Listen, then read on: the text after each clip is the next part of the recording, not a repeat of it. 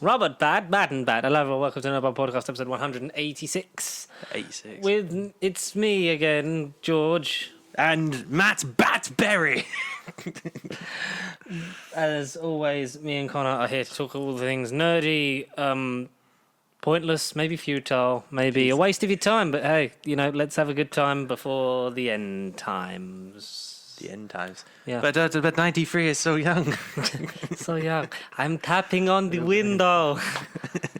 We just diverged a bit because we were just talking briefly about what we do in the shadows because we've got it's like the end of our Matt Berry trilogy this episode because Connor has finally caught up and he's on Toasted Tinseltown. I've literally binged my way through. I'm on like a quarter of the way through the second season of What We Do in the Shadows on Disney Plus, and we'll have to switch over to iPlayer to watch the rest of it, which is it's fine, and it's really. I think What We Do in the Shadows might be my favourite show he's in.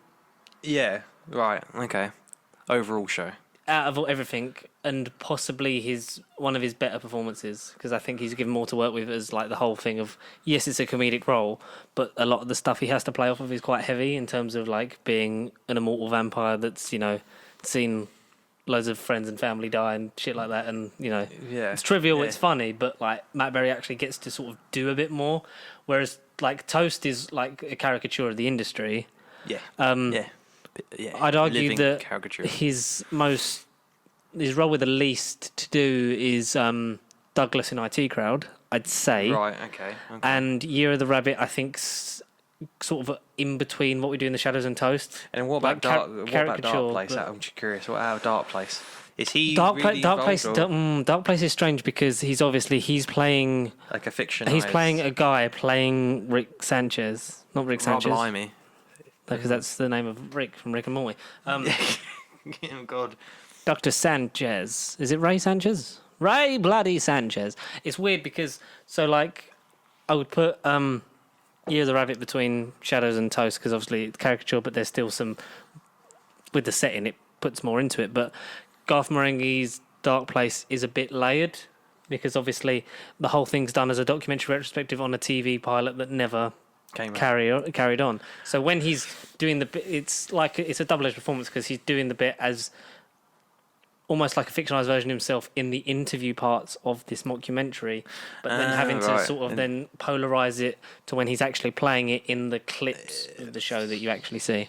That's the thing. Blimey. But he's very good. Like people say that he can't act, but I think he is criminally underrated and underutilized. I'd say I'd say an acquired taste for some. Like, I know people that walk in the room and think, bloody hell, like, what on earth are you watching this kind of house? This guy funny. But no, acquired taste, underrated, underutilized. Last time we were watching Toasted Tinseltown, I was like, I don't get why you're laughing at this. I'm like, it is beyond my comprehension to. I can't explain. Yeah, with that kind of stuff, I think it's just that, like you said, it's acquired taste. It's my taste. It's what I find funny. So it's like. It's like, because I like that. I'm a really big fan of Inside Number 9. I don't know if you've ever watched it. I haven't yet. That'd be next on the watch. I mean, I doubt it's Toast in London, but I'll have to check out Inside Number 9 now. Don't doubt my ability to I learned not to. The Toast in London was my big error. Inside Number and the Alan Partridge series. I like them. Not like as in I'll go back and watch like all of them, but like especially with like this time that was on. The second series of this time was on last year.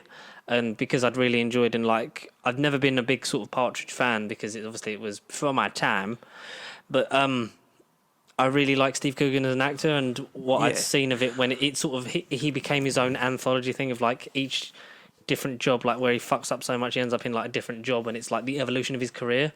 And it's kind of why I didn't want a second series of this time. I'd rather the next Alan Partridge thing been something else. Yeah. But the way they evolved him in series 2 of this time was the thing of like, oh, that's cool. Like you can leave it there, or you could get one more out of it. But hopefully, because Matt Smith's in as a guest in series 2, blimey. Because it's basically the one show style thing that he's presenting. But it starts off as he presents it because the main presenter's ill.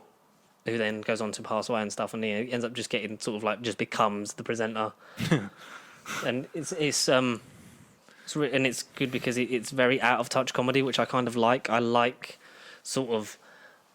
the old style stuff. I like some new style stuff when done well, but I like how it's sort of like a allegory for just how television in general has kind of evolved and is a different sort of spectrum.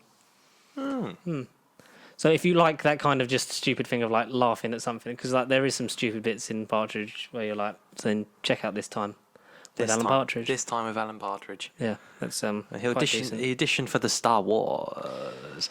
I'm in the Star Wars movie. Yeah, right. Yeah, right. So what did you think? Because you watched. I've only seen the first episode of Tinseltown. Do you like? We just briefly touched on it, so I'll ask you a different question. Oh yeah, that's fine. Did you, I had shenanigans that night. I was going to watch the rest of the season. After I put the story up, it all went to shit that night. So yeah. Do you think?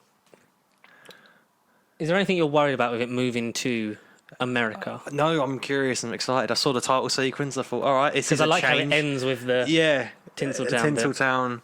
Yeah, no, I quite like the title sequence. The theme was different, like a remixed, but I'm glad it still take more my hand. bombastic as well. Yeah, to show his ego and you've been really down and angry.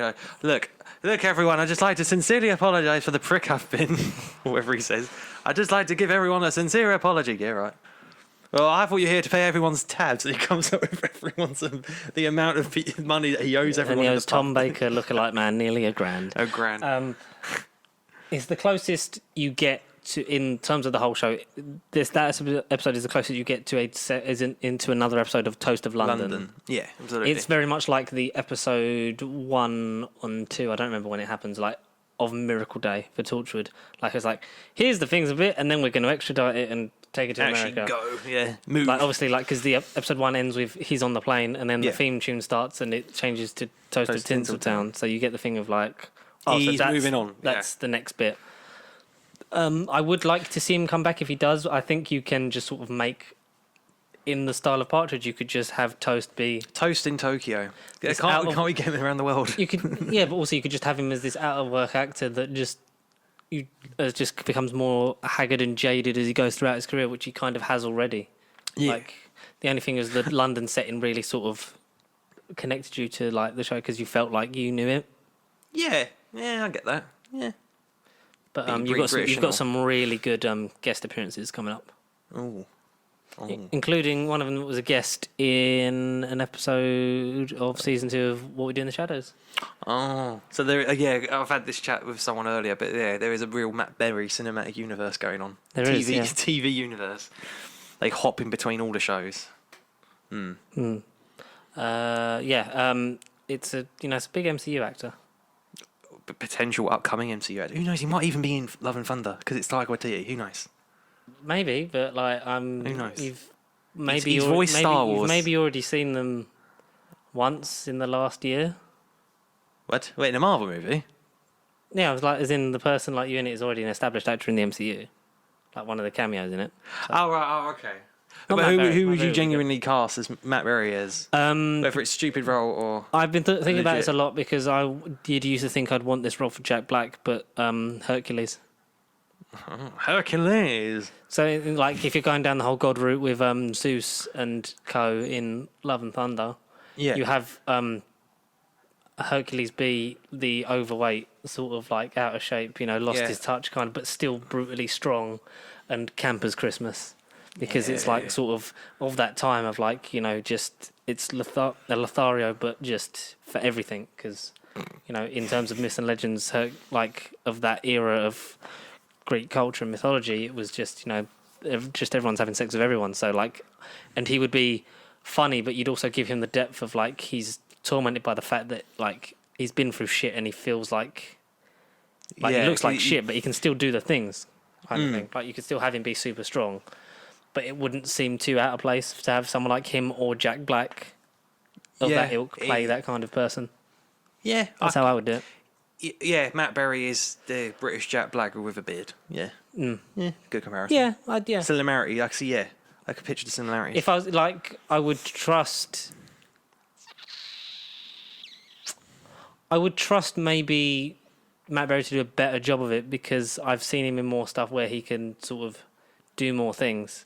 Whereas no disrespect to Jack Black, I like him. Like, he's a great guy and a really funny personality on social media. But I just feel like I've not seen enough. Like, maybe this would, like, he'd prove me wrong, but I'm not actually casting this movie. If anyone's like interested, no, we've got a trailer in a month's time. Like you said, you could sort of like maybe have that sort of be a thread from a Thor 4 or a Thor 5, because I'm sure if the Thor film bracket closes up, which I'm sure it will do at some point. Yeah, I'm not saying that Chris Hemsworth will stop straight away. It will be like the Iron Man, Robert Downey Jr. thing of just being in a team up be movie, the linchpin for he'll a just while. be around. Yeah, like have Taika Waititi go on to direct something else, like a Nova, a Black Adam movie. I'd love to. Not Black Adam. Adam Warlock would have been good if he'd have directed that kind of thing. We've on that subject. I kind of had the thought of, because we know James Gunn's last Marvel movie is Guardians 3. Yeah, we know him very well. I mean, we saved his life. Him. Yeah, we met him off camera. I would love to meet James Gunn. If the Guardians have the closure, or they carry on and do a full install, who would you have continue directing? Would it be Taika Waititi? Would it be some other comedian director that I can't think of? I think because how would you do Guardians? When we talked about it originally back in the day in episode 3, when we talked about the whole fit for the who would take over Guardians 3, would have been the natural fit would have been Taika Waititi, that kind of similar style, but obviously very different directors. Yeah, I wouldn't quite a bit. I wouldn't have, if Taika was going to carry on in terms of the MCU, which I'm sure he will in some capacity, because I know James Gunn was signed up for the whole sort of executive producer of all the stuff that would happen in space. So you'd you need a new overseer. The Nova and stuff. He could do a kind of role like that, because I think the man has a vast and wonderful imagination and a beautiful ability to sort of work characters into stuff like James Gunn does. James Gunn's just more sort of hell for leather of he doesn't care that you don't know who they are. He'll make them someone that you love. Yeah, exactly. You'll in 2014, who'd have thought we'd be watching clamoring for more Rocket, Groot, Star-Lord, Drax and Gamora, you know what I mean? And then bringing in Mantis, Ego the Living Planet, all this kind of stuff. And I think he could do something like that. I don't know whether he'd want to. Because I know James Gunn got burnt, and I think that maybe will hold some directors off staying long term. Longevity, yeah. Whereas we're going to get John Watts directing Fantastic Four, which will, like I've said on here and to you many times, I'm excited to see that, because it will be his film. It will be his flavour film, not tied down to the restraints of the Sony-Marvel relationship fight. The legal conflicts. With it, and trying to shoehorn in the Sony universe and the multiverse and things like that. It will just be a nice thing of make your movie. Yeah. And I'd like to see, because Taika's a great director. I've rewatched Jojo Rabbit, because that is on Disney Plus, and I still haven't bought that for some reason. What We Do, the Shadows movie. We keep talking about that, but he did that movie. Yes, and he directs. Well, a couple he did the pilot. He did do the pilot, and I think he does a couple more here and there in season 1. I've not seen his name pop up yet in season 2, but he is executive producer for the whole thing. At least he's involved, thank goodness. Yeah, he's a great director and a great creative. It's why I really enjoyed it's why I like sort of doing this, and the fact that through this and having Cineworld and Empty Cars, we've been we like them in that thing. We'd like to see him more in other things. That's why Jojo Rabbit was one of my favourite films of 2019, because it was it's nice to see them do something different. It was nice to see Chris Evans being Knives Out. Yeah, absolutely. Yeah. Those kind of things. And I think maybe take a bit of a break after Thor, Love and Thunder, if there's not a follow-up coming up to it. Do you know what I wouldn't say no to? Oh, yeah, I wouldn't say no to him directing an Avengers movie. Why not? That would be the ultimate. Yeah. If he did Avengers 5, there's no reason that can't work. Avengers because there's also it would be nice for him to sort of get, because he deserves a third film. Absolutely, yeah. And it would be nice to sort of see him play with other elements. That's not as Guardian related. Yeah, but have him make a Nova movie, or have him, if you're gonna. I would have loved to have seen him, because of What We Do in the Shadows. I would love to see him handle Blade. Oh, vampires! Yeah, and you could have had Matt Berry as Whistler. Oh, blimey! Oh, blimey! Oh, Him and Mahershala Ali would have been a good, interesting combo. What? That. Yeah, you could have done that. So you could have done that. Who is the director for that? We've had that come up. You do the googly googly. Just got announced recently. Maybe because of the link to Thor: Love and Thunder. That's how you do Black Knight. Maybe like you get a Black Knight solo project kind of thing. You put Taika Waititi in front of that, just because if you're unsure of this character, it's like, well, you like what this guy makes. Yeah. Or Heroes for Hire, I'd like to see him do. I'd like to see him do a buddy cop, Lethal Weapon style thing with Luke Cage and Iron Fist. Exactly. Yeah. That would be pretty funny. I could see him and Luke Cage doing something. Power Man and Iron Fist. Yeah. Bassam Taruk. Yeah. Yeah, that's the Whose director. previous work is anything we know? Nothing I don't know. I've not personally heard this director, but I'll welcome them with open arms, as we always do. Oh, absolutely. You're going to do a great job, and you will hopefully get to tell your film without much interference and conflict and stuff. Get a nice trilogy with Dane Whitman, and then Ghost Rider, and then Moon Knight to make whatever their team is called in the comics. What is it called? It's called like something like the Dark Bastards. I don't know, something like that. The Dark Anti-Heroes. The Marvel Knights. What is it called? It's like it's a team. It's a team that I've seen thrown somewhere around the interwebs. Blade, Moon Knight, Black Knight team. What's it called? They were both members of MI13, not Mission Impossible. Not Mission Impossible 13. They're members of MI13, but that's like the main Midnight Suns. The Midnight Suns is the dark ones, but there's like MI13's all the weird British characters that they're just sort of like. Yeah. But also Blade's there sometimes, and it's like, Secret Invasion's filming in Leeds. Seen a lot of set photos and pictures and videos. Filming, I just didn't know where it was. Yeah, but in Leeds, behind me. Samuel L. Jackson has been spotted out and about with his beanie and his beard on him, not just like you're not carrying them. There was a nice TikTok of someone being like, "Oh, Sam, like my son's a huge Marvel fan," and he's like, "Yeah, me too." It's like, me too. It's like, what a charismatic. Stay tuned. Excelsior. What a charismatic man. And a very young charismatic woman. But we saw pictures of Emilia Clarke, who's playing someone. The mystery character that we still don't know. Yeah. Spoiler. That's probably why. Are you bothered about Emilia Clarke being in a MCU thing? I mean, the Game of Westeros is invading Marvel. We've had Kit Harington. We've had Richard Madden. Now Emilia Clarke. Who else have we had? We had Peter Dinklage in Infinity War as Eerie the dwarf. Yes. Yeah. Yes. Peter Dinklage. Or Serrano coming out later this month at the cinema. So it's Serrano, if you've seen it advertised lately. Or not to be confused with Celero. Celestro. The Celestial. The orange flavoured ice lolly. Okay. That's nice. That's good. Yes. I'm not really, because I've said this before. I'm more excited about Olivia Colman. So yes, because Olivia Colman, fantastico actress. Emilia Clarke, I've said to you before, like, I don't think she's that good of an actress. Now, before you get your Valyrian steel swords out and shove them up my arse, ladies and gentlemen of the jury, basically, she was good in Game of Thrones and she was good for Game of Thrones. Like, she was... It's a Harry Potter style thing, or she was cast in, like, her early 20s and, like, she's allowed 10 years to grow into that role. And... yes, a lot of the time it grew and grew, and she got better and better. But also, it sort of became the sort of power thing of doing it for long enough. You get to sort of have your say, like, well, the character wouldn't do that, and it's creative almost and stuff, maybe stunted her at the end, because I feel like what she was given, whether it was down to her interpretation of the script or like the writing itself, was a bit sort of like, I don't feel like that's Daenerys. See how she goes, and a lot of it's to do with the episode count. Like, in the space of a few short episodes, to go from like the peaceful wannabe monarch to burn the whole kingdom down, and then Kit Harington will stab me. Because I'm the queen and I say so. Yeah, that was her attitude towards the end.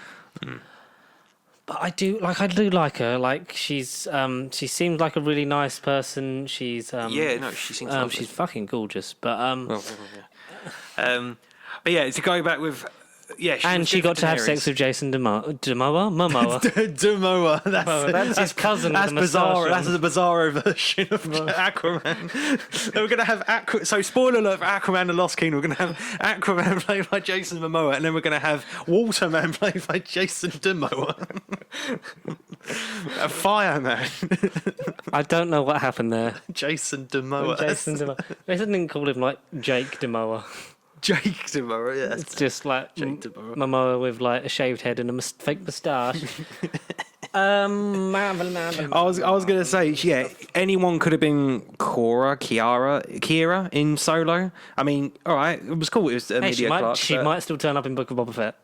Which is the popular theory that the Crimson Dawn stuff's going to be tied into Book of Boba Fett, and that Darth Maul is secretly. We've still got I say not 48 hours. We've got 2 hours left of screen time in the next couple of weeks. We've got 48 hours. Yeah, to find out.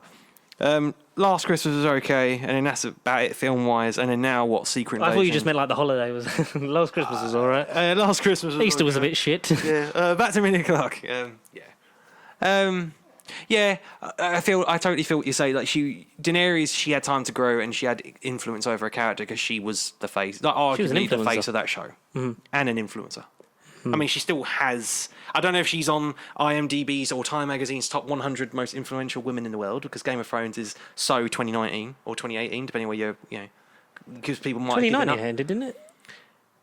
Yeah, because it had a year off. Yes, it was it did have a year off, didn't it? Because I think when we first did this, we were like, "Oh, Game of Thrones, we can't wait for it to end." And I was like, I hadn't even watched it then, and I did watch the seasons for that. Yeah, because we did a catch up, and then it was the last season, and then stuff happened, and we had thoughts.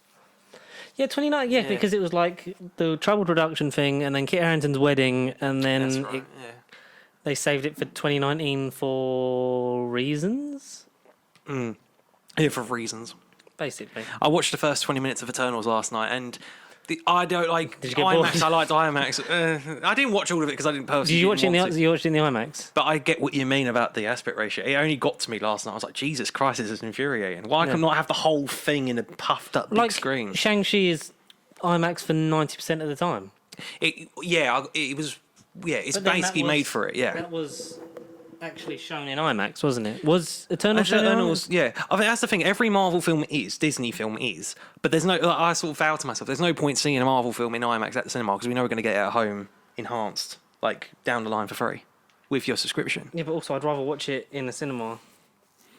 And that, yeah. What, in IMAX or just normal?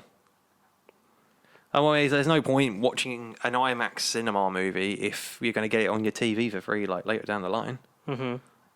So, yeah. But I get what you meant. It literally was like every 2 or 3 shots, it was big, like, small. Big glorious shot. Small talking scene. Oh my God. The ginormous ship arriving as bright as the sun. Looks gorgeous. Where's the 4K gun? We're true, yeah. No, Joel. Where's the 4K gun? It legit was. It was glorious space shot, and then you had people's imagination. It legit was glorious sun shot of the ship. Glorious spaceship. And then you just had people going.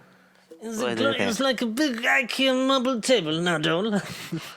IKEA for collection. But it's made of vibranium. It made the ultimate safe house. And I tell you what, now, Joel. I don't know why this has become a bit. It kind of hurts my throat. I'm just going to take a drink. Just 1 second.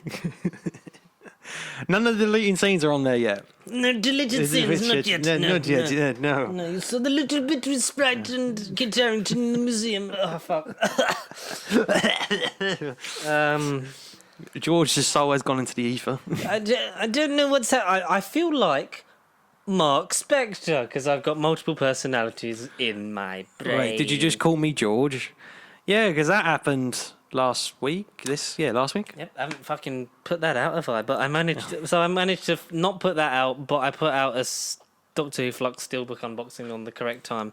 So that's and what the fuck are you eating? It's plastic.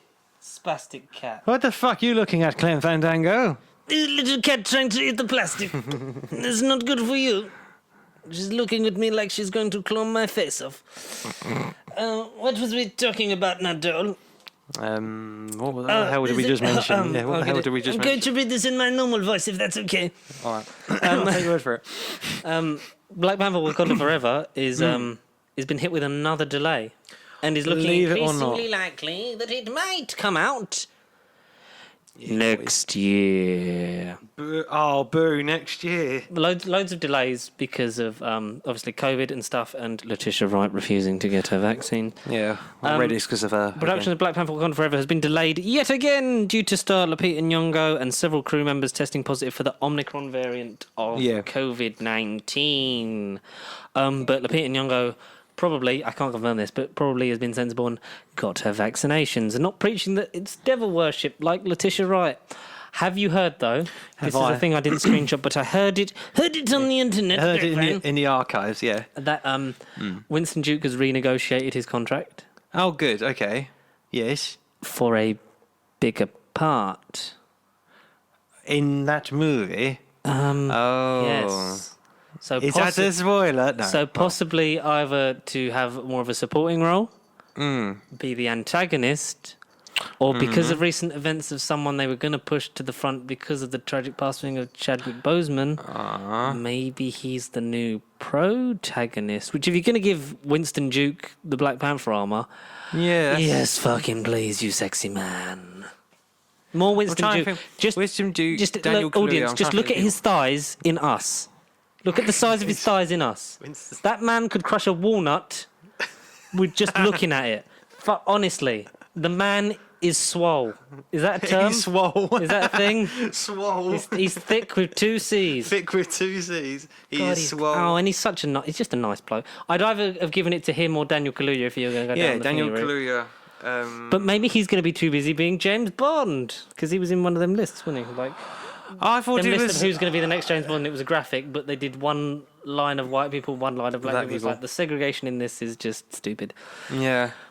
Just like in the segregation of life, it's stupid, which it is. So, well, we definitely know that Idris Elba was part of the conversation of Bond because the producers have since sort of said and confirmed and teased and gone, oh yes, we have discussed we have discussed Idris Elba as James Bond, but now he is villain. He is Russian cosmonaut. Why is he? Why he is Russian cosmonaut. Because basically, the list that was put out on Twitter, I tweeted my thing of it because I was like, I have an opinion and people probably don't want to hear it, but fuck it, it's the internet and I'm just going to shout into the abyss. Into the void. Once I scroll past all my Wordle scores for the last couple of weeks, I will hopefully find... Oh, did you see that thing? That's the thing for the wheel. So I hadn't seen it. I don't have Twitter, don't I? So I don't see it. Well, you're tagged in it, Pasty Connor. I don't you are under contestants. So who are the experts? Can I see? Because I'm not going to... The experts are... He's put somehow next to my name. Thanks, Will. You've got Xander. You've got Dark Sonic. You've got Liam. Liam, yeah. Mario Bowser. What's his backup account now?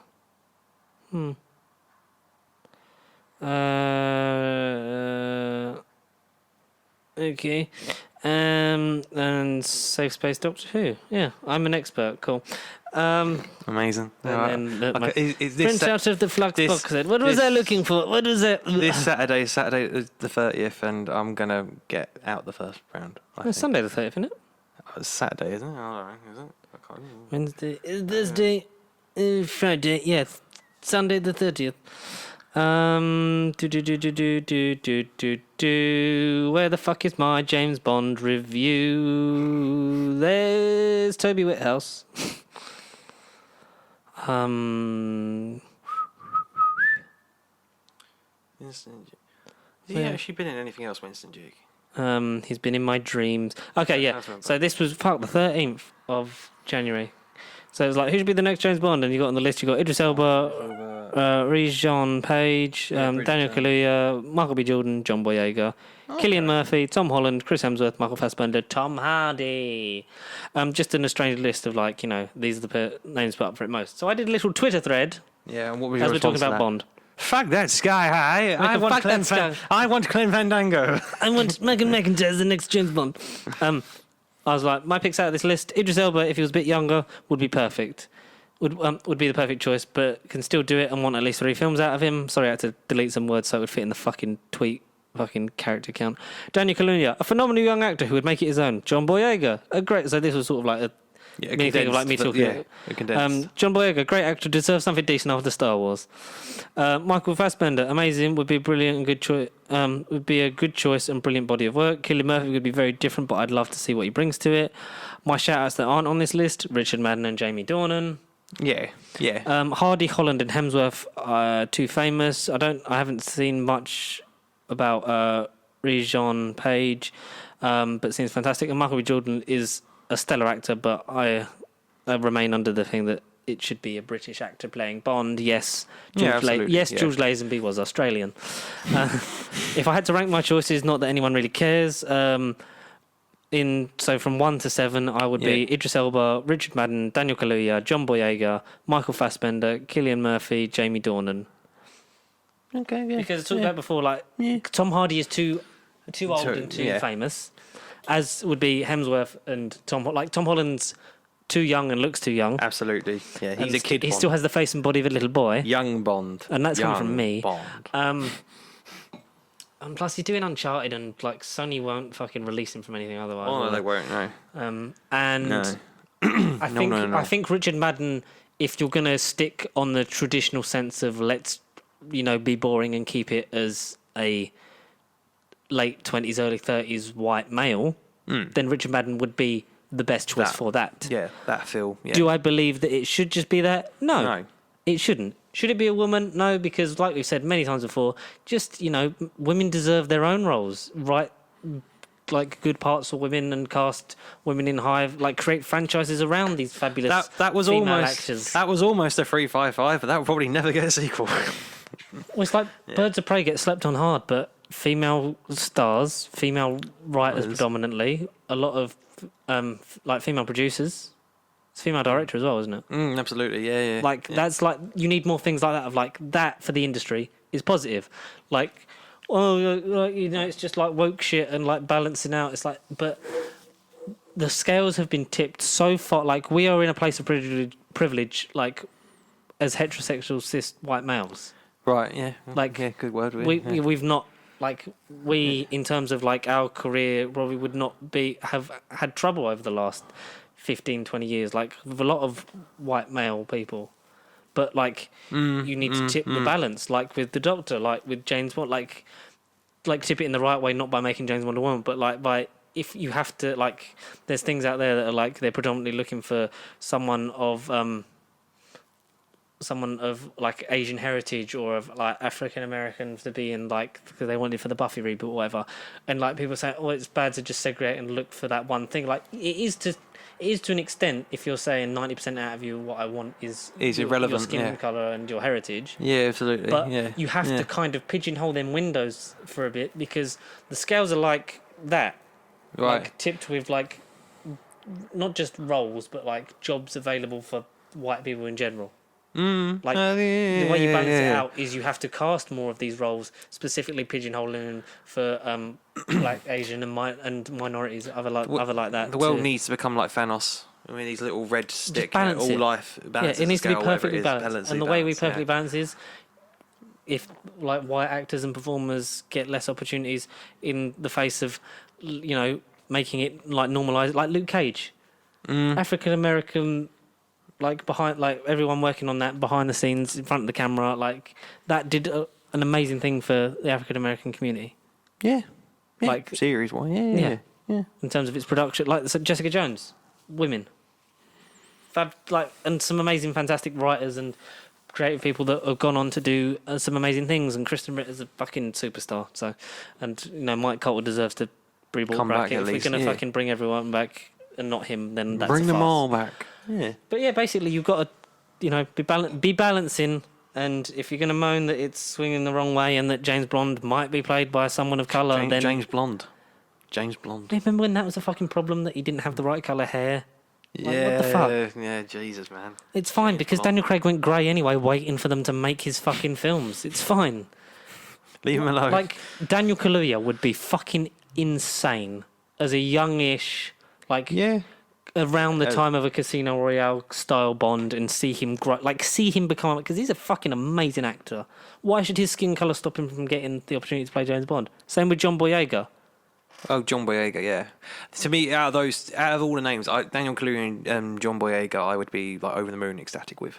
Like they would be phenomenal. Yeah. Idris Elba is the dream. If he was 5 to 6 years younger, yeah, there is no way he would not be James Bond. At some it's a crime that he's not been James Bond at some point in his life. And even if we only got him for like 1 or 2 films, you'd think, fuck, man, that like Jesus. We had one of the best actors on the planet at the time portraying one of the most famous, iconic film characters of all time. He's great. He's phenomenal, and he's a fucking amazing bloke. Yeah. So Idris is sick. Yeah. And he does sick beats from time to time. And if you want to stay boring, you have to on the same board, like in terms of like stick to back to formula and stick with the people like Richard Madden and Michael Fassbender and Cillian Murphy. I think are the only ones that would bring something of else similar enough for the underlying thing of James Bond, but different enough for you to go. Oh, yeah. They give you an eyebrow raise. Because if you're just going for Tom Hardy, then it's like, well, that's just stale. You've done Daniel Craig again. Yeah, exactly. It's got to be different. The thing is, Bond it's stagnated for a while, and then it got a bit better, and then petered out a bit with Pierce, and it had the danger of doing that again. But on the whole, Daniel Craig has left it in a better place than where he left it. Absolutely. Than where he started it. Yeah. And you owe it to your audience, the ever-evolving state of the world, and the audiences that you bring in to have your audience portrayed more on screen. Like we've got loads of that throughout history of like film and television. Like our life is reflected on screen because there's so many parts and shows and films where like you're seeing this from like a white male perspective. Let's let some other people see themselves on screen. Yeah, amen. Yeah. Pretty much. That's yeah. You say it pretty much all the words I want to say, but yeah, no, good man. That's that. That is that. That's and you're right. Bit. You're right. What did I? Jesus. Yeah. So Winston Duke, yes, please. Yeah. Yeah, Winston Duke. Winston Duke, I think, would be a fucking amazing Black Panther. I know because of the issues with Letitia and all that stuff. You know, by the by, we're not going to get into that, but like, you know, if she, because 5 scientists are telling her that it's bad, there's a reason she can't name the other scientists telling her it's good, because there's fucking loads of them. The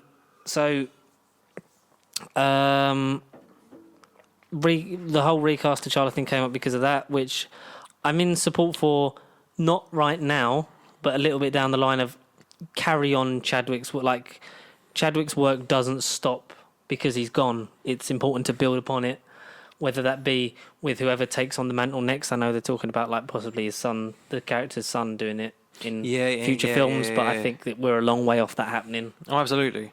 And it would feel a bit sort of redundant to me. It'd be like, oh, it's sad T'Challa's gone, but here's his son, kind of thing. Yeah, here's T'Challa Jr. Yeah, exactly.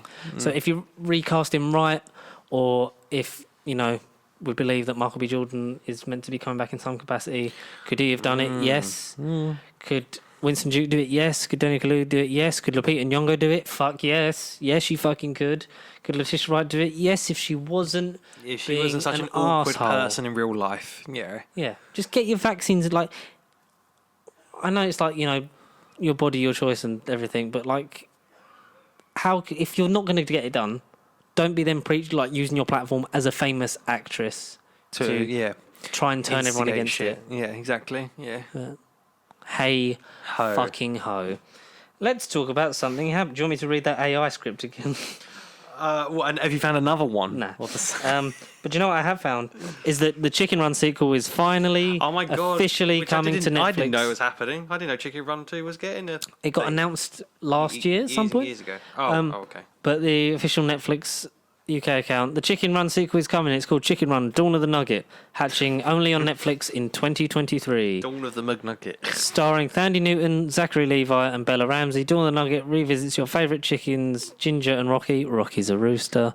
Plus a whole coop of new friends. More cracking news, Gromit. Netflix is also teaming up with Aardman for a new Wallace and Gromit movie from the legendary creator Nick Park. That's due to come out in 2024. Right. So they'll be starting sort of pre-production on that while like they're wrapping up post on Chicken Run. Okay. And it's meant to. So far, the rumored plot is that Gromit is worried about Wallace's increasing dependence on technology and his gadgets and stuff like that. And there's like I saw the thing, but I forgot to save it. It's like one of these gadgets basically goes wrong, and then it's a whole thing of like either like rediscovering like doing stuff yourself or fucking saving Wallace basically. Oh, see, out of the two, I'm like Wallace and Gromit. I kind of grew up on Curse of the Rare Rabbit. I remember seeing that in the cinema, 2005. I think I might have at the cinema, but I just remember it more from DVD. I scratched that DVD inside out multiple times. I had to get different copies of that DVD. That's how much I watched The Curse of the Rare Rabbit. But I haven't watched it after all these years. But the game I never completed as well, but I did like the game. It was quite unique. Remaster Wallace and Gromit Curse of the Rare Rabbit. Yeah. You cowards. Next gen, come on. Get Wallace and Gromit in 4K. I want to see those crackers in 4K. I love Chicken Run. Chicken Run was an amazing film. I remember seeing that in the cinema. Yeah, 2000. Fuck. I was 2, so that weren't happening. I was 4, and depending on when it came out, I might have. No, it would have only been 4. No, surely you wouldn't have gone. Or no, I remember. Fell asleep. I remember seeing it in the cinema because going to the cinema from a young age and like the films that were introduced me by my parents is the reason I like films and do this kind of shit. Yeah. Fair enough. Why does the notification not want to? Oh, Bitcoin is up. Fuck. Bitcoin's up. That's annoying. It was down to like 24,000, so I was buying more, and it's just gone up like another $4,000, which means it's more to buy more. That's how cryptocurrency works, kids. Just be careful. I like Chicken Run, like I loved it, but they've recast both the main leads. Oh, have they now? Yes, because Rocky was not played by Zachary Levi in 2000. I imagine not. He was played by Mel Gibson. Oh. Which, recasting Mel Gibson, is a mighty you task. kind of get because of all of his anti-Semitic quotes and, I've heard statements back in the day. You get it to distance yourself from that. I know that he's appeared in stuff since and like he's gone through loads of shit with that and come out the other side and eventually sort of built up a bit of a renaissance of a career for himself whilst acknowledging the fact that he was a bit of a twat. So I get that one.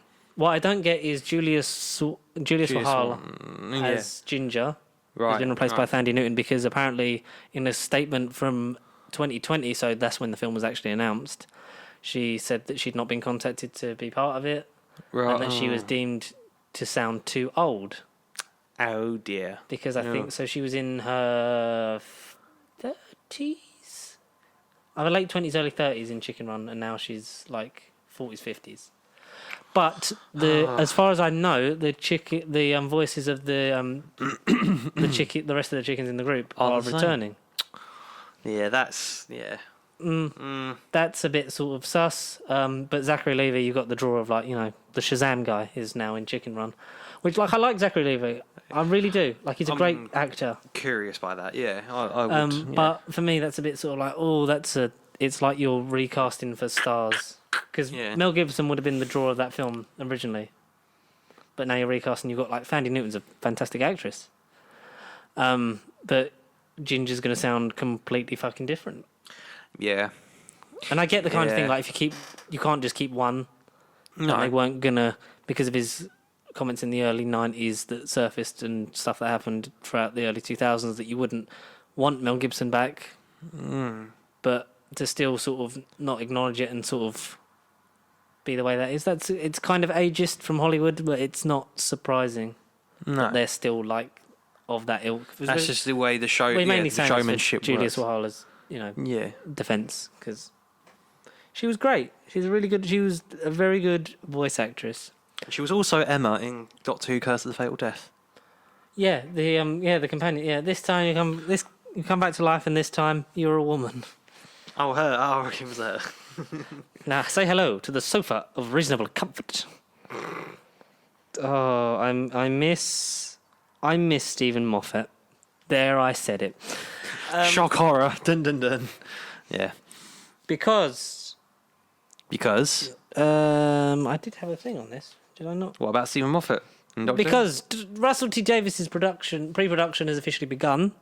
All right. Okay. Over the last week, I think. Good. It's being listed as pre-production for We're Series officially 14. in the Russell era, folks. And Phil Collinson, the producer during the RTD era the first time, is back. He's listed as a producer for Series 14. Oh, goody. With many people saying, getting the band back together, get Murray Gold to come back. First off, Yes. no. Yes. No. Murray was, whether it's down to him, whether it was down to the production team at the time, or whether it was down to the BBC itself, became just a greatest hits record of himself for the last year and a half that he was on Doctor Who, without being really able to do anything new, which was a shame because he's great and bombastic and I love him. But I really hope that Sega Nakanola stays on because he is a fantastic musical talent, and it would be nice to see him work in an era that's a bit less ridiculed. Because I think ridiculed. Yeah, I think as soon as the casting came out, like, you know, the people that hate women being aliens, you know, were just angry at that, so which put a thing on it. But as it's gone on, a lot of more people, not just like myself and like you, it's not like we've gone off it, but we've just been sort of underwhelmed, I'd say, overall by the Chibnall era. I think there's certainly high points, but there's certainly some points where a lot more could have been done. Oh, good God. Yeah, we think good God. Yeah. And it's not that I don't... Look, I'm looking forward to these last 2 episodes, like I am. Because Legend of the Sea Devils promises to be something that we haven't really seen before, and the Centenary Special hopefully wraps up Jody in a nice way, and we get to have a nice little break before we come back for a bit with a rumoured David Tennant's the 14th Doctor. Have you seen that? Yes. But not as the same incarnation, but a different incarnation. Have you seen like rumours that stemmed from, that people have taken that from, is that there will be a couple of specials like for the 60th anniversary, sort of like 2 or 3 specials leading up to the anniversary one, and then the anniversary one is rumoured to be when we meet the 14th Doctor. But obviously you have to have a Doctor in the specials before, because the whole thing is like, if we get a series before the anniversary special, then that's fine. Then this year. Yeah. Is it this year or next year? It's next year. Yeah, it's next year. Of course it is. Then that would be fine, because obviously you'd have a series to get to know the Doctor and then just be like, oh, this is kind of like, I know it's a bit weird, like their first year and they're sort of interacting with other incarnations when they're not really fully established. No, yeah. That would have been a good point, yeah. But if the rumours are to be believed that it's specials and then the appearance in the 60th for the new Doctor before their own series, they need someone to lead it. And the rumour going around from the BBC is that they want someone who's reliable enough to be the lead, who they know works, who they know audiences love, and as the most popular Doctor since Tom Baker, David Tennant seems like an obvious choice. But my account, because you said Tom Baker, I'm literally, because you mentioned Tom Baker, is this going to be curator David Tennant? Is this going to be him going, oh yes, I've revisited a few old favourites? So like the curator, like going back and visiting old faces, the rumour was that then like, so it's going to be David as the 14th Doctor. It's like, if that rumour turns out to be true, that's ridiculous.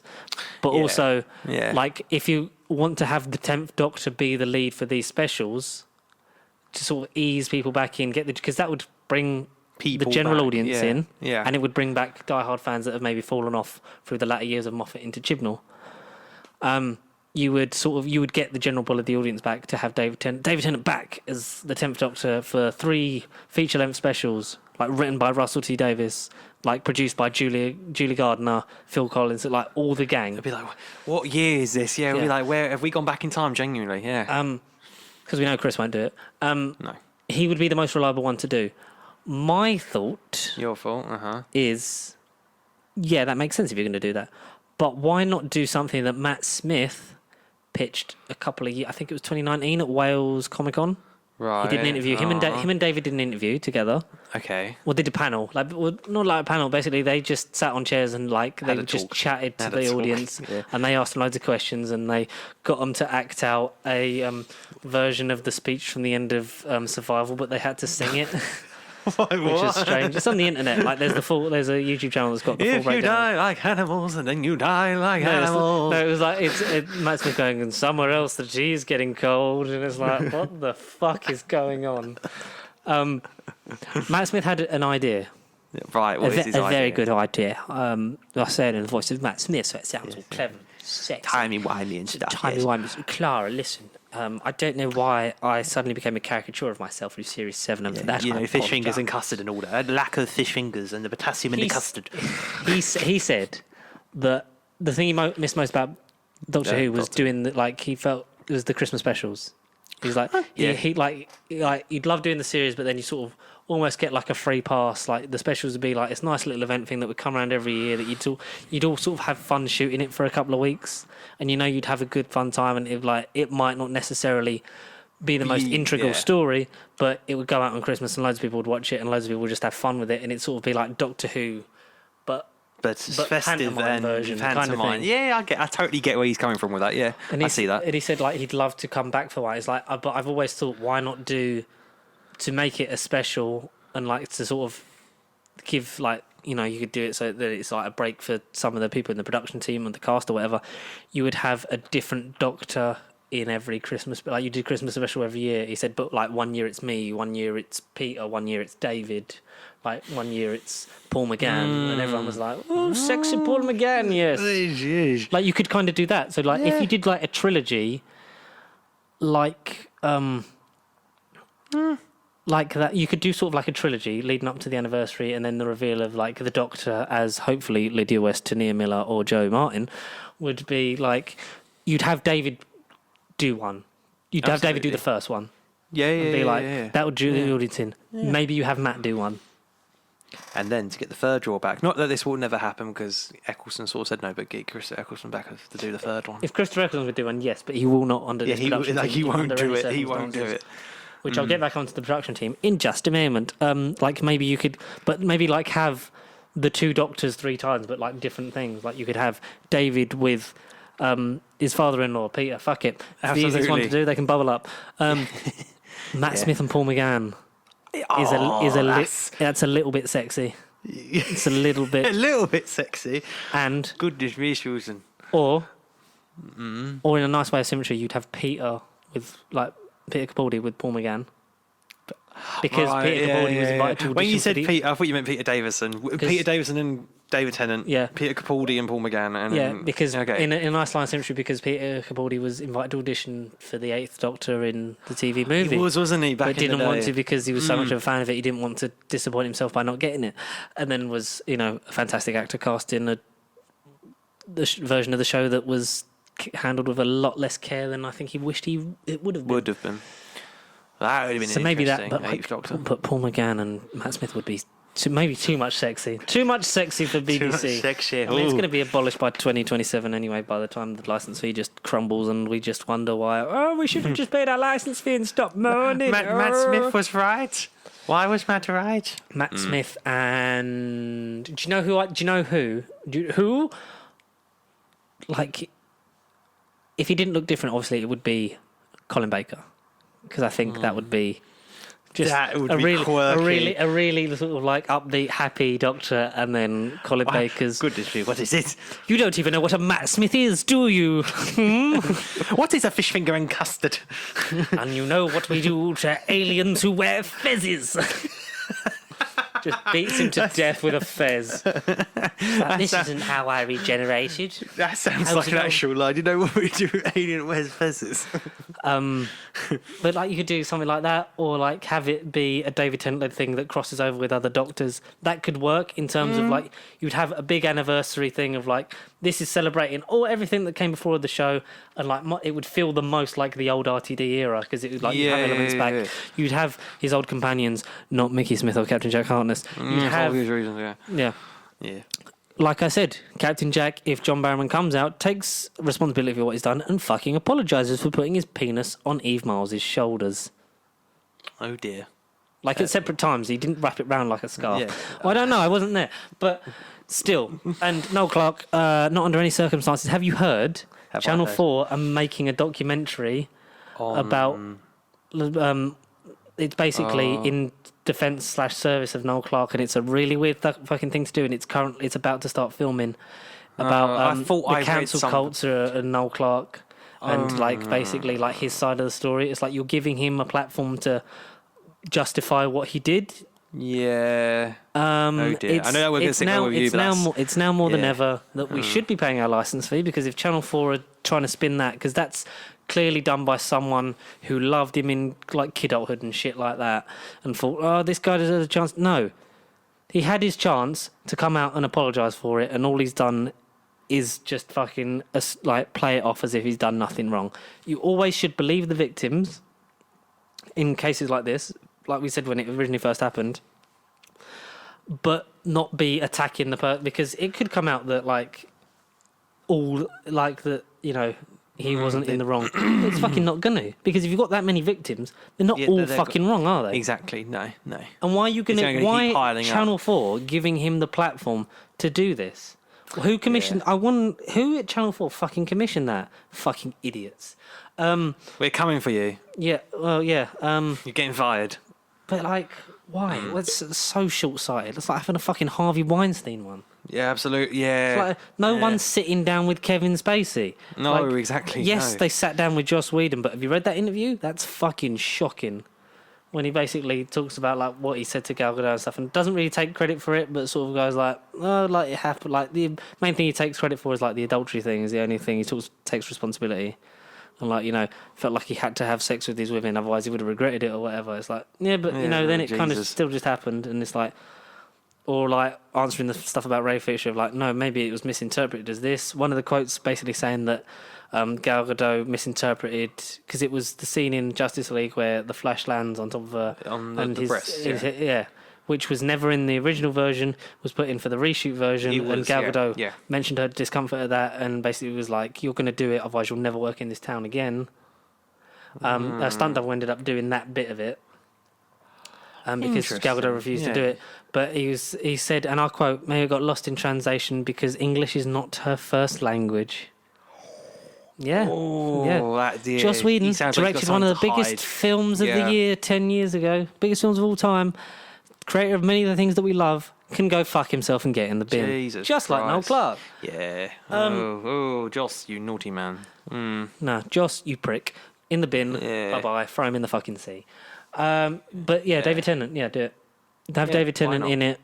Maybe lead it. If he's going to lead it. Come back to that Valley Audit. You could get one. Go back to the dark. Like, I know that it's like, but he's in his 50s. It's like, but he looks good. He does somehow look good. It looks better with age. And I know, like he's always talks about like why like he'll go back and like his hair won't carry on being able to be stuck up and shit like. Because it was a bit fucking borderline in Day of the Doctor. But I think that's just because everyone forgot how David had his hair. Like I think between the End of Time and Day of the Doctor, everyone just went. I think what they did is they took a Series 2 promotion image when it's sort of like a little bit spiky but flat and went, that's it. Do that again. That's all he ever had his hair like. Not like really nice by the end of his tenure. Yeah, exactly. Yeah, wow. I'm going back to the performance side. Like David Tennant again, he arguably the most successful Doctor outside of Doctor Who. Like the guy has been consistently in things. Bit of a tough time, like just after, but then once he sort of spun his wheels a bit post. 2012? Once when was Broadchurch? Was that 2013? Something like 13, that. So by 2012 into 2013, he was starting to break away from up things. Just because, like he always says, like. The joy and the curse of being in Doctor Who is like the first line of your obituary is already written. Yeah, he said, which he's fine with. Like he's proud to be always acknowledged and will always be loved by this fan base. But he's, like you said, one of the ones that have broken out. Matt Smith, it's taken him a bit longer. No, but I feel like he's getting there. Matt Smith with films like Last Night in Soho and Morbius when that comes out. if like Terminator Genesis, if the franchise had kicked off. Would have been good. Like exactly. If that film turned himself around, If he was in Star Wars like he was meant to be, that would have been fucking amazing. If he was Ian McDermott's like Spawn. Not son, but Spawn, but younger Ian McDermott, that would have been an iconic image. He would have. If Palpatine can be young and strong, then so can I. The Emperor. No, no, no, no, no, no, no, no, no, no, no. Reborn. It's just lightning. God. Yeah. The dark side of the Force. Nothing's really happening in Star Wars, but from Book of Boba Fett is still amazing. Especially today's episode, today being to finish, I know. the Wednesday, but then it comes out on the Friday. Mary Elizabeth Winstead has joined the cast of Ahsoka. She did, didn't she? Which I'm excited for. He didn't say who, it's just undisclosed. Right? Just, yeah, question mark. Because if you wondered who she is, she was... what was the one from Birds of Prey. Yeah, what was her... Huntress. Huntress, yeah. Yeah, Huntress. Yeah, she was very good. She was Kate in her Netflix movie called Kate with Woody Harrelson last year as well, and she's been. Was it called Kate with Woody Harrelson? Kate with Woody Harrelson. Kate with Woody Harrelson. You're gonna let me out because otherwise there's gonna be Woody Harrelson if you know what I'm talking about. God no. Imagine she was Shriek instead of Naomi Harris. She would have had nothing to do.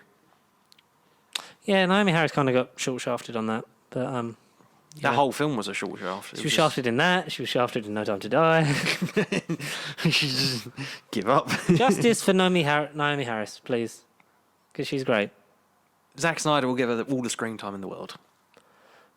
When and how and fuck the Snyderverse in all its. Do you know what? But like I was saying the other week, burn DC to the ground. Just fuck it. It either has to be you start again with the Batman and do new continuity. Absolutely. Or you carry on and do a Justice League 2. You don't... We're going to reboot, but only some of it. Because can you imagine? I would fucking hate to be in the creative room at Warner Brothers right now, being like, right, so we're resetting this with The Flash, and now Michael Keaton's going to be in the Batgirl movie, but it's still got J.K. Simmons as Gordon. Which in was this in universe, both Joss and Snyder's gone, yeah. You've now had Dick Grayson, but it's not the Chris O'Connell one from... Because that's the Schumacher verse. How do we make all this fit? Like, imagine you've got literally Charlie from Always Sunny in Philadelphia on the board. Somebody there. Literally, you've got actually that meme. Yeah, you've got to keep Wonder Woman, Shazam, and Aquaman in that universe, but you're getting rid of Batman and Superman. And do you know what I'm really fucking scared of? That if just for laughs they throw Robert Pattinson in as a cameo in Flash. Oh, because then it's like, where are we? What the fuck are we doing? What the fuck's going on? What are we doing? Yeah, I'd be terrified. Mm-hmm. But yeah, Book of Boba Fett was good. I've not finished the newest one, but you liked it in non-spoiler terms. Quite a bit. Yeah, just quite a bit. I'm not. Some people said yes, out of this and because this is of a similar ilk to Mandalorian. It's a spin-off, but also it's almost like a season 2.5 kind of thing. Yeah. That out of all of them, this is their favourite thing out of all of it so far. Because of the fact that we've got to know.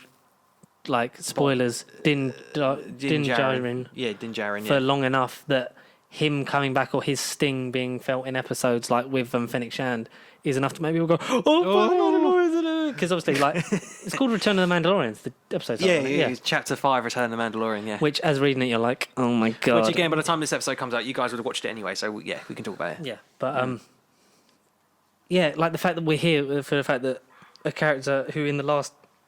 Basically, just before Rise of Skywalker, his first season wasn't it? Because I remember because it was Disney Plus's first thing in America before we'd gone into the triple bill. Oh no! I did. Yeah, at that time, because it was literally the week before the week of Rise of Skywalker. Yeah, it was very December 2019, like end of that year, and Disney Plus had come out in America. Yeah, Disney Plus we didn't get it until like later on. But it's weird how when it came out in March, we still only got episode 1 and 2, but then got it weekly. I know. But that was nice enough to break it up so that when we got it again, was it last year we got season 2? Was it last year or the year before? I think it was 20. Oh, I'll Google it. I think it was end of 2020, maybe. It might have been. I don't know. Because we legit have had no Star Wars in 2020 apart from Bad Batch. It would be December 2020, I think. Yeah, so 11th of December, 18th of December. Yeah, that was Mando season 2. So we had it all in 2020. God, we don't know how lucky we were, really, do we? Oh no, last year was the year of Marvel when like their whole Disney Plus acquisition, and then we had Bad Batch, which I felt was a bit mixed, but that was due to how I watched it, and I don't know, just not. I've not paid attention to nothing Star Wars last year. I still haven't finished Bad Batch. I got deep into it. How far did you get? I don't remember. No. But I've not watched it in so long that it's come off of my continue watching thing, like Inhumans did. But I'm not in a rush. Humans, who cares? That's non-canon. Like What We Do in the Shadows had done, but like now it's officially back in staple. But that's the thing. So that was my issue with this Book of Boba Fett show. Like I just didn't feel. And now he wasn't in it until now. Yeah, no, I just because I personally hadn't rewatched it, and because there was such a long disconnect between December 2020 and January 2022, and believe me, a lot of times happened since then, and a lot of things have happened, and lots of things have been watched in the meantime. So seeing him obviously from that gap and going off of season 2's ending to The Mandalorian, which if you don't know. Like, what are you doing? Like, how have you not watched The Mandalorian? I mean, it was the reason why I got Disney Plus in the first place. It was the first original show and did all the ratings and figures in the world. It's mainly what it was launched off of, is the fact that we've got this show from Jon Favreau. Yeah. And it's in the Star Wars universe. And Filoni was in it, thank goodness, and on board with it. But and I still feel like season 2 is the better season. But it had a lot more to set up, and it did kind of confirm things that we wanted for a while, and... it's kind of gone, Rangers of the Power Rangers of the Republic, which is no longer happening because of Gina fucking idiot Carano. Ahsoka as Rosario Dawson, which was incredible, but we still need to get that show, if not this year, then, early next year. And then obviously the big one, Mando Season 3. We need to know what happens with Grogu. We need to know what happens with Star Wars. Are you still excited for Obi-Wan, or are you sort of... Oh, no, I want Obi-Wan, yeah.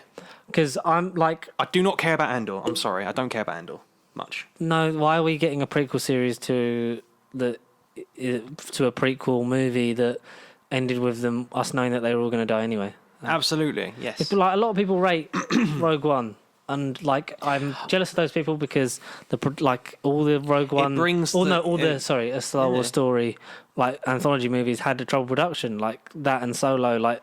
Gareth Edwards apparently did such a bad job as director that the second AD ended up finishing stuff on the reshoots for him and like slagging him off and shit. But it's like same as Lord and Miller getting sacked from Solo, but they went on to make Spider-Verse. So that was a win-win. Yeah, exactly. Yeah. I'm a bit more apprehensive about Obi-Wan now, just because I've loved the new stuff. Yeah, new stuff. I think not my love for the thing as a whole. Like, Rise of Skywalker, I think, did a lot of irreparable damage for... Like, the sequel trilogy is my least favourite trilogy. It is, yeah. But it has one of my most favourite films of the whole franchise in it, like Last Jedi. But I feel like the overindulgence in nostalgia. Yeah. In terms of it, and like we've just got to do this story, but again, like New Hope, like the slight remake of A New Hope for Force Awakens worked, and it was like, and then Last Jedi was like, we're going to take it into this complete direction because it doesn't matter who you are because you can be anyone. It's like that's cool and new, and then it was like basically back to formula. Yeah. In the words of Willem Dafoe, who hasn't been in a Star Wars movie. What if he would have been a good Moff Gideon? Can you fucking imagine? He would have been a great Palpatine. He'd have been a great Palpatine, if not Ian McDiarmid. Godspeed, Ray. Godspeed, Ray Skywalker. Godspeed, Spider-Man. I mean, Ray Skywalker. Ray bloody purchase. Godspeed, Obi-Wan. But Obi-Wan, I am tentatively... I'm excited because I love Ewan McGregor and he's the best thing about the prequels. And we're getting him and Hayden Christensen and we're getting a Darth Vader fight again. But also back in Ahsoka. I mean, going good. Hayden is also back for Ahsoka, which is cool. That's cool because it's gonna mean that, hey, you watched Clone Wars, you didn't waste your time. No, you're going to acknowledge that it did actually happen in the universe. Here's the real Anakin Skywalker. Yeah, in the flesh this time. With, unfortunately, not the real Ahsoka Tano, but like the woman who's playing her in real life, Rosario Dawson. So there you go. I'm nervous to dip back into the old world as opposed to like I've liked what Mandalorian has effectively sort of. I like this gap of episode 6 to 7. It's brought a lot of good grace and good feelings back to the Star Wars franchise, and it's the best thing to come out of the Star Wars acquisition by Disney. Absolutely, 100%. Yeah. And Boba Fett has, while it's not broken any new ground, it's carried on building like Torture's style, the momentum of this world, and it's going to carry on, and Ahsoka and things like that. As long as it carries on this new story, but with old elements, like you had sort of like the fact that Luke Skywalker was a moment at the end of season 2. Yeah. And the fact that Boba Fett coming back, and then to have Mando be the moment in this episode. Just shows how far it's come. And like, Yeah. oh god, I love the Mandalorian. He's back in this episode of Boba Fett, even though like it's all about Boba Fett. It's a show about a character that they've reprieved because he was a great character. Like he was very threatening and like he's a really cool bounty hunter. And if the special edition of Return of the Jedi Love you believe anything, it's that he's a chick magnet. All these CGI babes are just flocking towards him. But then he gets knocked into a sand vagina by a blind guy. Yeah. And has a pretty shit death. But now is reprieved, and you know, to link it back to the prequel stuff, like Tamora Morrison's playing him, a man who's in his 60s, being the lead of a fucking blockbuster streaming service show in the Star Wars universe. And it's played Ming-Na Wen, who's 59 this week. Like to have both your leads in like just either side of 60 is great. Like it's fucking great to have. I didn't that think she was stuff. that old. It's great to have, like he's getting that opportunity to do it, just like Ming-Na Wen's getting it, because she just doesn't fucking age anyway. So it's like, I think if you're a Disney princess, she's been with Keanu Reeves. I think if you're a Disney princess, like you have to sell part of your soul like a Horcrux, so then that stops the aging process. Absolutely. So when she did Mulan and they signed over the McNugget sauce, the Szechuan McNugget sauce, it's actually a bit of Ming-Na Wen's soul. And that's why you'd eat it and go, oh, that's lovely and joyous. And then Rick and Morty made you fucking animalistic cunts. Goodness me. Goodness me, Susan, I'm bloody massive. Oh, goodness me. Oh. But that's the thing. That's the life. There's a lot of Jesus Christ, the birds. Oh God, Alfred Hitchcock is here. Yeah. Oh, no. Shit, it's Disney. They've come to Face the Raven. They've come to. Clara is a. It's a Cyberman that's holographed himself into a man for some reason. Or is there a lot of birds and hobbits in Lord of the Rings and Mordor? It's the ravens. They've come to carry Connor home. Okay, a random segue. I ended up watching the Hobbit film last night. The first Hobbit, The Unexpected Journey. That was an unexpected journey for you. No, it was on my watch list, and it was one of those where I was going to do it. Had you not seen it before then? No, I did Lord of the Rings about 6 months ago, so I can't. But I've been playing Lego Lord of the Rings. Got to get those Lakers. No processes. Precious likes the fishes. Call him. The precious he likes to do it. We've had Michael McIntyre and Schmeagol in one episode. Yeah. What did you think of The Hobbit? I pretty much... no, you've not tuned into a podcast episode from 2012. Don't worry about it. It's 2022. How is it 10 years old this year? I've taken this long to watch it. 10 years old. I have, believe it or not, I didn't really watch it again after cinema until last year when they were all on Prime. And I was like, yes, I'm going to watch all these. And I watched the first one, and then midway through the second one, I was like, this is everything I wanted from the book. Oh, it's still going. Okay. The spiders in the second one is like, oh, that's cool. I love that bit from the book. Shelob from Lord of the Rings. That spider, the same spider. No, you got like the spiders in the forest from the bit in the Hobbit when they get like going through the thing and then they're all trapped and nearly eaten and shit. So you've read the books? Or you read the one book of The Hobbit? I've read The Hobbit. The one book, yeah. It's a single kids novel which then got split into 3 films because a lot of it is built from the appendixes of the films. I've read the very easy kids book. No. I haven't. I've read. I don't know how easy. I haven't seen the book because Lord of the Rings came out at the same time as Harry Potter. It was very much of a. I'm already reading Harry Potter, so I can't really be bothered to read this, but I'll get round to it. Yeah. And then I think I bought them, and I never did. I've got them somewhere, and I'm like, I do want to read Lord of the Rings, and I was like, I'm still. Have you seen the size? Still at Hogwarts. Just a big book. I remember being in college when The Hobbit was announced, and I was like, I really kind of enjoyed Lord of the Rings, but didn't like with the Harry Potter because the films were out. Like, I didn't indulge in them maybe as much as I would have done if it was out at a different time. Yeah, right. Okay, yeah. Because they literally Philosopher's Stone and Fellowship of the Ring were like head together. to head. Yeah. So did Two Towers and Chamber of Secrets, and then you had the third one out in the gap between Azkaban coming out. Yeah. So it kind of almost passed me by, but didn't really, because like I did like it and I did really enjoy it, and I enjoyed that world and delved back into it like later on, like with DVDs and stuff. And I did love it. I did really enjoy it, and it was like, this is a cool world, and it's one of the reasons I was like so easy to latch onto medieval stuff like Game of Thrones and that. It was sort of like it's of that kind of world where it's like this is like what's inspired a generation of cinema and like is still inspiring like media today, and like some of the things you find when you watch like stuff like The Witcher, and the fact that we're getting that, you know, the Rings of Power Amazon series, which is less said about that the better. So when I knew The Hobbit was coming out and the announcement, and originally 2 films, Guillermo del Toro, it was like, that's interesting. It was when I was doing like studying film production that at college, so I was like, it was as I was getting my eye in for like this kind of stuff. But I was like, Guillermo del Toro, I was the guy who did Hellboy, like that'll be quite good. And it's like, we're just gonna do it as 2 films. It's like The Hobbit and then There and Back Again, and then it just became this whole thing of like, well, Peter Jackson's gonna do it because we're gonna be awkward, and then it's gonna be a whole nother trilogy. And I was like, oh, cool, another 3 films from Peter Jackson in this world. What can go wrong? Yeah. And I remember seeing the first one, and I was like, yeah, cool. Like, it's a solid 6.5, 7 out of 10. Like, it's not. It's a bit boring and ploddy in places. Bits of it are comedic. I think too comedic. And then the only complaint is the Gollum scene. Like, it's great. But he does feel a very fan service set up and does set up the whole rest of it. We got Andy Serkis in for a day. Oh, that's what I mean. But also, that was all one take, with Lord of the Rings, they filmed it all over the course of like 18 months to nearly 2 years worth. So it was another one of those things, and it was like you had Ian McKellen back and things like that, and it was like, oh, this is cool. Great Christopher Lee before he passed away and everything. Yeah, that was amazing. Like, Martin Freeman, like James Nesbitt.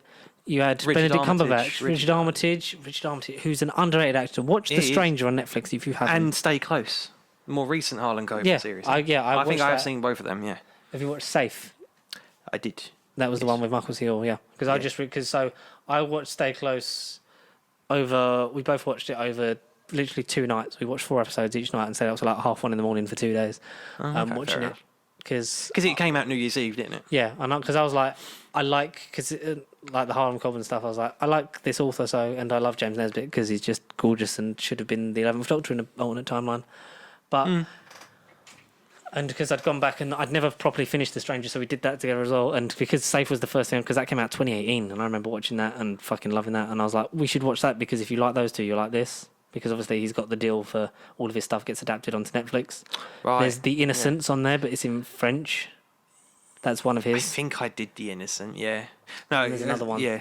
But I think I did The Innocent. Yeah, but so Richard Armitage, fucking, like you said, great actor. Foreign Oakenshield. Very underrated man. And his son in The Stranger is Jacob Dudman, who is YouTube Doctor Who impressionist guy. And the guy who narrates Big Finish Audio's the 10th, 11th, and now the 12th Doctors. And he does Capaldi as well. He does Capaldi, yeah. I think, he started doing Capaldi ones before they actually contact people. And he go, fuck that, I'm busy. I'm being the thinker in this film with James Gunn. Yeah. I got ripped apart by Big Starfish. Maybe I'm not busy. Maybe I'm not busy. Because you've not read the book, you might enjoy it a little bit more. Okay. Because for me, like the main parts I wanted from the book, I got within the first like film and a half. Right. So by the end of Desolation of Smaug, I was kind of like, I've kind of got all the good stuff. And then, but then does it end with, but you have to see the third one where... Well, it ends with the cliffhanger of the dragon, I think. And is it this necromancer? Fire to the necromancer's not in it that much. What, the whole trilogy? In the whole trilogy, yeah. Really? Because I had an inkling, because you see this... It's going to be like the thing again, yeah. But it's not massively. Sylvester McCoy is really good. Let down. Radicast the brown years. Ooh. And who was originally meant to be Bilbo? Like, all little facts like that. I could see him as Ian Holm. They look alike to me. Yeah. But, like, it's weird that they're in the same... Yeah. Yeah, rest in peace. Bless his eyes. And the fact that, like, Frodo's in it at the beginning is just to be like, it's just but it's such a weird thing that it's filmed 10 years later, and I can see that Elijah Wood is aged, and then... But the scene is set before his birthday. Yeah, and you're like... Jeez, that's baffling. But 10 years ago, it held... It was sort of always was the goodwill of like, you loved this because it came out 10 years after the Two Towers. Yeah. So like it was 10 years, so it's been 20 years like since Lord of the Rings Two Towers, which is crazy. Scary. For me, especially amazing. I do want to get because the thing is with that, it's like with you, I'm a completionist, so it's like I do want to have both. Like if there's a Middle Earth 4K box set. The problem is I would have it. There is a set of all 6 movies on 4K and Blu-ray, but it don't come with like the appendix 6 special features, and the reviews are saying, eh. But If there was one akin to the Game of Thrones box set, then I would just fork out for it. Yeah, but yeah, I feel tempted just to get the movies on 4K and then literally have a copy of, like, say, the extended Blu-rays to come then with the special features. All right, it's more room. Maybe, possibly, who knows? But something that is going to save us some room on our shelves. The collections. Season 22 got announced last week. Which kind of out of the blue, literally as we were saying, we've not really had an announcement for a while. It's been 9 months. Yeah, all right, it ain't going to happen. What did you guess? Season... I can't remember what we said last week. What guess? I don't know. Did you say enough for Tom? I did actually say, like, 22 would be nice. Yeah, then we got it. But then we got it. I think, like I was texting you, I was like, every Doctor now has at least 2, apart from Peter. Like taking out the classics. Oh, yeah, and this is when we had that freaking thing where I thought season 8 didn't come out, and it did. Yeah. Season 8's out, mate. You've got it. You own it. I do have it. You just blacked out, and suddenly, like, you had because I remember having it was like hands. it's a really short season. I was like, this will be a bit of a weird one, but oh my god, we got it done. It's all the master. That's why I didn't watch it, because it was all master. I was like, okay. Oh, I love that though. I love Delgado. Like 40 episodes in a row. I love Colin Baker as the Doctor more and more as time goes. Colin Baker was the first classic Doctor I had all the DVDs for. Like, I bought when it was reduced on I think Amazon. he was the first release to have all of them out. Yeah, because it was only 2 seasons, wasn't it? Yeah, sure, I know. I had that, like, I bought Trial of a Time Lord when it was on a reduced bit on Amazon for a bit, and then finished off his ones, and then went from McCoy, and then basically went backwards. Like, whenever I'd have double birthdays and stuff. Yeah. And I'm still trying to do it now, because obviously we've got it's literally just a couple of the normal releases left for William Hartnell and old Patrick Troughton. Yeah. But to have another collection it's nice. I'm really good. I'm looking forward to it. Doesn't have a date. Are we going to go to the BFI event when they screen one of the stories? Because it was City of Death for season 17, and I'm telling you Vengeance now, on Varos? I want either Attack of the Cybermen or the 2 Doctors. 2 Doctors, yeah. Or Revelation is out. Revelation will be good. Yeah, because he's not in it for most of it. Yeah. Can you, like, the bit when he's syncing up with Patrick Troughton, they say snap, but at 2 completely different times. Snap. Oh no! I've come a long way for you. What if it's Time Lash? And then we wouldn't go. No, I would go because it's got the updated special effects. Enter the Time Lash, Doctor. Oh. It's why I wish Horns of Nimon was the season 17 one, because I would have fucking gone to that all day. I would have gone dressed as a fucking Nimon if that was the season 17 one. Oh no. But yeah, a new season. We save a bit more space on the shelf, which I need it because now I've got the Doctor Who Flux Steelbook, which is if you've seen my review of it, I did a thing. The thumbnail's quite good. Yeah. The first thumbnail fucked up because it was the one I posted on the story. It was that. But then it was too many megabytes because you have to be under 2 megabytes for the thumbnail. So I was like, really? Somehow that was 4. I was like, goodness me. Goodness me, and it was bloody massive. Your ego and your forehead and the skin pores on the 4K image were too big. Because it was just like a normal landscape, because I managed to change. I think it's because I changed the aspect ratio to a normal one instead of like a iPhone one, like square. So maybe that was it. But I did it. I just got a picture of the artwork of the steelbook and then did the It is gorgeous. It's a gorgeous steelbook. It is. But for $37.99 as it is now, or as I got an email from Amazon saying you made savings on your pre-order because if it drops. If it goes down or whatever, like, it'll always give it to you the best price when you pre-order it. Yes. And I saved a total of 1 pence. So $37.98. 1 pence. For 6 episodes of television, and the leaflet is printed wrong. Yeah. Yeah. So disc 1 has 4 episodes on it on the leaflet, but on the discs it's 3 episodes each. Will has confirmed that the discs are right, so it's 3 and 3. The discs are okay. Yeah. And it is, I think, the most gorgeous Doctor Who steelbook since the Series 9 one, which does look cool. I can't fucking get hold of. No. And I think it's the best one in terms of it takes up the least space, and it's the best looking out of it. Yeah, because it's a smaller steelbook because obviously there's less episodes. Let's compare. Yeah. Do you want to grab the other Jody ones? Why not? If I can get out. Let's ASMR the Jody Whittaker steelbook sets.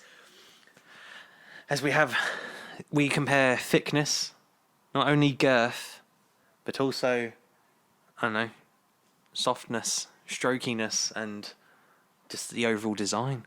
But to be honest, I do think that Flux one looks gorgeous, and if I was to ever get them, then the Flux one would be high up on the list. But so now I'm comparing the girths. They're all the same. They're all one. They are all the same. They're all one disc wide. One disc case wide, which is good. Yeah, they all literally look the same. Yeah, Revolution. Shame about freaking. That's the thing, Revelation. But I did say in my review, if they then did like with the Tennant specials and the 50th anniversary one, if they then did say, because do you remember the Time of the Doctor Blu-ray? Yeah, which had all the other specials. Had all the maximum specials. So like you would do, so like you would have either the Daleks, Legend of the Sea Devils, and Thingy in and the set, Untitled Centenary one as the Jody specials, but then include Resolution and Revolution, and then it might justify like you're getting 5, like all the Jody specials in one steelbook for like the same price. I would rather do that than just have. One regular Blu-ray with all of these. Yeah, exactly. That's the thing, because at the moment, because I've got fucking Twice Upon a Time between them two. It's stupid. It is stupid. With this one, this was one of my favourites. I'm glad I picked up this one. Cool, yeah. Still on Amazon, the Series 10 one, which it's been on Amazon since it came out. 2018. It came out like February 2018. Yeah, so these ones have got the stacked one, so you can get like up to 6 on one. I mean, it literally might not fit, but I might just take my discs out of the Twice Upon a Time case and put like one thing on each, and then do it like that. But also, it came with the art cards that are somewhere. I took them out. Yeah, I took the art cards out for this one. They are somewhere. They're still in the wrapping. But I got art cards with this one.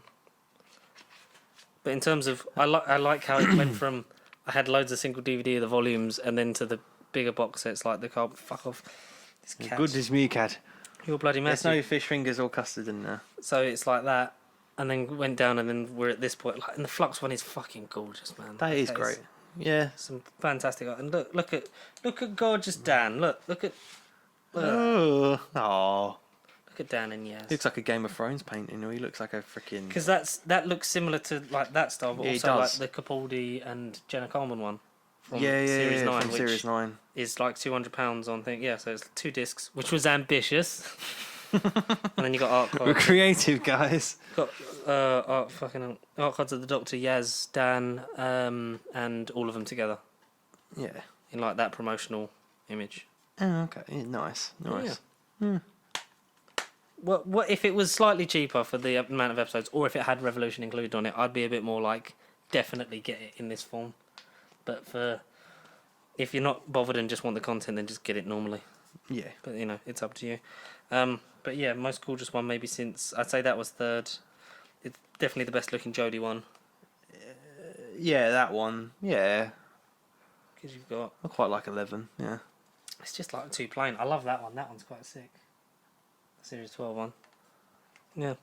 In an audio-visual medium, we're looking at stuff that you can't see. I never will. But out of all of them, like in terms of like all the ones I have, I do love it. It's quite nice, and I've not really watched it yet because I just haven't really had time, and I've been watching other stuff. But hopefully, because I was meant to go to the cinema yesterday, but to see what we were debating because like, we hadn't been out, we hadn't like done anything, and I was like, should we like just go make up? Oh, literally Spider Cat. Literally just jumps up there all the fucking time. She loves it. Because we got like these present vouchers for Christmas, and because like we like go there and see a film, and then it was gonna be like The King's Man because that was on the only like new one out that we were both sort of like I want to see because Scream we're sort of a bit like not fussed. And I was like, worst case we just 4DX Spider-Man No Way Home, and I was like, I'm so totally up for that. Then we literally got it from work, and the traffic getting back, I was just to the point where I was like, I am fucking done in. We just had dinner and then watched like 2 episodes of Safe, and then went to bed about 10:30. That was actually quite nice because I was knackered. That's fucking scratched. But yeah, I do want to see The King's Man because I've not seen it yet. You've seen it? I did. Boxing Day because that's when it was out. You liked it? I did like it. Yeah. And I liked it on its own. Yeah. And speaking of Scream, you did the podcast with Michael. How was that? Because I listened to that.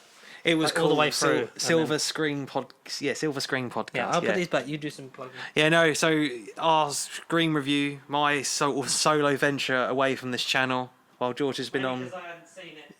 Oh yeah, and we didn't want to avoid spoilers, and George has been on game shows and partying and winning gambling money, which will he ever pay his debts? We don't know. I went over to Michael Wilson's YouTube channel and the Silver Screen Podcast and covered the original Scream, which a lot of people will say is still the best one. I think 2 is got contention, and in this new one, I think this new one's at least better than 2 of them, if not 3 of them. This new one's really good. But yeah, basically, I don't know how long. I can't remember how long the video is or anything. I have seen a snippet of it. I did have it on there at one point, but yeah, it's just a nice solo venture from me. Like I said, because when it was like it happening, and obviously because it wasn't on any stream services, and I hadn't watched it recently, where I was like, you were doing it because you were seeing the new one. You do that thing of like, if you haven't seen it, or if you had but not for a long time, you'll like rewatch. Yeah, stuff, just or the watch stuff for the first anticipation time and to do it. Just to, but because I like Easter eggs and references and other stuff, and I tried to get it. I tried to do it so that I tried to get every reference and detail when I watch any movie, and I'm like, I see where that's from. I see where that's from. I see, yeah, and I don't want to do it 3 or 4 times in when I watch a movie if it's that good and be like, oh, I should have got this joke. Like, all right, it's not the way to watch a movie. I get that, but it's just the way I'm wired and just how I do things. And like, yeah, if Scream 5, I'm not just going to watch one of them and call it, I know my stuff. I'm call it a day. I don't know what's happened between the last 4 years, but sod it. No, if I'm going to do it, I might as well watch them all. So I know exactly what went wrong with the franchise. Is this going to be better than the previous installment and all this stuff? Like, it's just how I operate. Mm-hmm. It's just how my mind works with all of it. So, but Scream, the last couple of weeks, this new year has kind of been a bit quiet. January is always quiet for films. It's not only dry for alcohol and money for a lot of people. Did you Scream was enjoy quite it? Exhilarating. Yeah, no, the Scream week was amazing. It was a good week, and then it was worth the payoff because the new film was good. So yeah, and you enjoyed your and the review, being on the podcast, collaborating, talking about it, and just having more of a voice, and the plug, because we certainly got plugged. Mm-hmm. And it was just good, and I can't wait to see whatever projects, whether it's me, you, and then I, or wherever we both review on different channels, or whatever. The collaboration stage is it's a whole new void of dimensions out there, new world, multiverse of people out there. Well, that's very lovely, and thank you, lovely people, for listening to No Bubble Podcast. If you want to get in touch with us throughout the week, you can follow us at Pasty Ship across Facebook, Twitter, and Instagram. And if you want to send Connor or me as well some questions, AI scripts, 4Ks, or some like reviews on stuff that you want us to talk about, send those to nerdbiblecontact@gmail.com. And as always, thank you very much for watching, listening, and enjoying. Hopefully, this piece of shit that every we week do on a weekly basis. Yeah. It's, and like, comment, subscribe if you've not done so already, because there'll be some things afoot. But we'll say about those when they sort of come more to fruition. But all that's really left to say is thank you, my good man, for returning once again, which you're kind of contractually obliged to at this point. I know. I mean, behind me, where I'm looking at now, there's a big huge there's just a gun on the wall. There's just a gun pointed at his head. Legally contract the saying, terms and conditions. Speak. Do not choke. Speak, priest. Speak, priest. We'll leave you with the thoughts of Connor talking about... Thoughts of me? What does he think the fact that Carvanista and Dan Shippers were, like, you saw their sort of porn fanfic on TV on John Bishop's show? Wait, what? What happened? John Bishop had like a TV special show thing, and then was like the Carvanista fan art, and it gradually got from them. It's not he was like, it starts off, he's just giving me a cuddle. What's this on? It's on ITV. It's on ITV. Wait, is it just called a John Bishop special? Something like that. John Bishop and then special. like the end one is Carvanista mounting Daniel Lewis. Right. In a way. What, Daniel Day-Lewis? Yeah, Daniel Day-Lewis with John Bishop's face. Ah? That sounds like a great image. And with that image, we will leave you. Bid you adieu.